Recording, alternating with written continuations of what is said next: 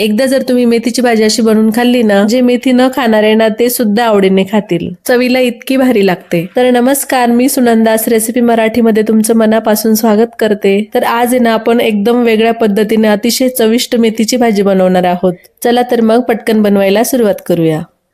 त्यासाठी काय करायचं, इथे एक मेथीची जुडी घ्यायची, तिला असं निवडून घ्यायचं आणि स्वच्छ पाण्याने धुवून घ्यायचंय. स्वच्छ धुवून घेतली की अशा हातामध्ये जुडी धरायची आणि त्याला असं बारीक कापून घ्यायचंय. मी दाखवते अशा पद्धतीने सर्व भाजीला बारीक असं कापून घ्यायचंय. भाजी कापून झाली की आपल्याला एका कढईमध्ये 3 ते 4 चमचे तेल घालायचे. तेल गरम झालं की 7-8 अखंड लसणाच्या पाकळ्या यामध्ये घालायचे. आता गॅस कमी ठेवून आपल्याला हलकासा सोनेरी रंग येईपर्यंत परतून घ्यायचा. हलकासा सोनेरी रंग आला की जी मेथीची भाजी आपण कापून घेतली होती ना ती आपल्याला यामध्ये घालायची आहे आणि याला 5 ते 6 मिनिटं असे मस्त परतून घ्यायची आहे. आणि भाजी परतत असताना गॅस इथे आपल्याला कमीच ठेवायचा आहे. 6 ते 7 मिनिटांनंतर इथे आपली भाजी परतून झालेली आहे. तुम्ही इथे बघू शकता भाजी अशी आपली कमी झाली आणि ते नरम झालेली आहे.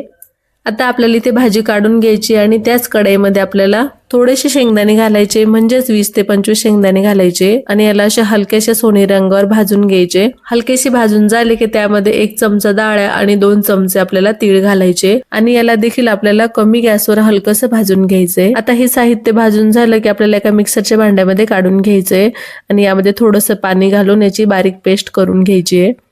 तर अशा पद्धतीने याची बारीक पेस्ट मी इथे करून घेतली आहे. आता त्याच कढईमध्ये आपल्याला फोडणीसाठी तेल घालायचे. तेल गरम झालं की आपल्याला त्यामध्ये अर्धा चमचा जिरे घालायचे, सोबतच 2 ते 3 अखंड लाल मिरची घालायची सुकलेली. जिरे छान तडतडले की ते मध्यम साईजचा मी बारीक असा कांदा कापून घेतलाय तो यामध्ये घालायचा आहे आणि आपल्याला हलकासा सोनेरी रंग येईपर्यंत परतून घ्यायचा आहे. कांद्याला असा हलकासा सोनेरी रंग आला की ते मी मध्यम साईजचे बारीक टोमॅटो कापून घेतले ते आपल्याला यामध्ये घालायचे. आता याला एकदा मिक्स करून घ्यायचं आणि यावर झाकण ठेवायचं. 2 ते 3 मिनिटांसाठी आपल्याला टोमॅटो छान असा नरम होईपर्यंत चांगला शिजवून घ्यायचा आहे आणि गॅस इथे आपल्याला कमीच ठेवायचा आहे. बरोबर 2 मिनिटांनंतर आपले मस्त इथे टोमॅटो नरम झालेले आहेत. आता यामध्ये आपल्याला काही मसाले घालायचे आहेत.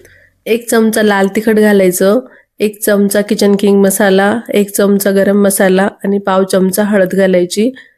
नंतर यामध्ये थोडंसं धने पावडर घालायचं, चवीनुसार मीठ घालायचं आणि याला व्यवस्थित मिक्स करून घ्यायचं. व्यवस्थित मसाले परतून झाले की यामध्ये आपल्याला जी आपण बनवून घेतलेली पेस्ट होती ना ती आपल्याला यामध्ये घालायची आहे आणि याला व्यवस्थित मिक्स करून घ्यायचं. पूर्ण भाजी शिजेपर्यंत आपल्याला गॅस इथे कमीच ठेवायचा आहे. आता सर्व मसाले यामध्ये व्यवस्थित मिक्स झाल्यानंतर ज्या मिक्सरच्या भांड्यामध्ये आपण पेस्ट काढून घेतली होती ना त्या भांड्यामध्ये थोडंसं पाणी हिसळूनच यामध्ये घालायचंय, म्हणजे मग मिक्सरच्या भांड्यामध्ये राहिलेली पेस्ट सुद्धा निघून येते. आता यावर झाकण ठेवून 5 ते 6 मिनिटं ग्रेव्हीला छान शिजवून घ्यायचंय, जोपर्यंत आपल्या ग्रेव्हीला तेल सुटत नाही तोपर्यंत.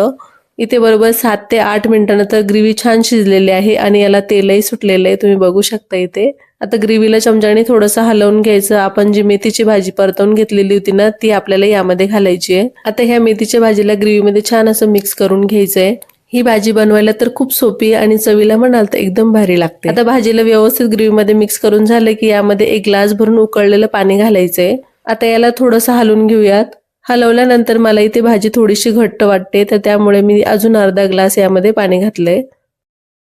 आता यावर झाकण ठेवून 2 ते 3 मिनिटं परत एकदा याला शिजवून घेऊयात आणि गॅस इथे कमीच ठेवायचा आहे. आता इथे बरोबर 2 मिनिटांनंतर भाजी आपली छान अशी शिजलेली आहे. तुम्ही इथे भाजीचा रंग तर बघा, दिसायला अगदी सुंदर दिसते. ही भाजी जेवढी दिसायला छान दिसते ना तशी चवीला पण खूप छान लागते.